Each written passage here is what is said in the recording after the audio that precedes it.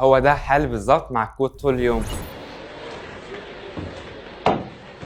بقعد ادور انا كنت كاتب دي فين، الكود اللي فوق راح فين، الفانكشن دي بتتعمل ازاي اصلا. وعشان ما تقعش في نفس الغلطه لازم تعرف مفهوم مهم جدا، الكلين كود. طيب يعني ايه هو الكود اللي اول ما تبص عليه تفهمه؟ واضح وسهل ومفهوم. اسامي الفانكشن بتشرح نفسها، الكود متقسم صح وما فيهوش لف ودوران، وانت ماشي فيه تحس انك فاهم الشخص اللي كتبه كان بيفكر ازاي. طب ليه هو مهم قوي كده؟ لان الكود ده هو الفرق الحقيقي بين المبرمج الهاوي والمحترف. الهاوي بيكتب كود يشتغل وخلاص، لكن المحترف يبني كود يستحمل ويتطور ويتفهم من اي حد ويتصلح بسهوله، والاهم بيريح دماغك. يمكن تسال نفسك هو لازم التزم بالكلين كود بنسبه 100%؟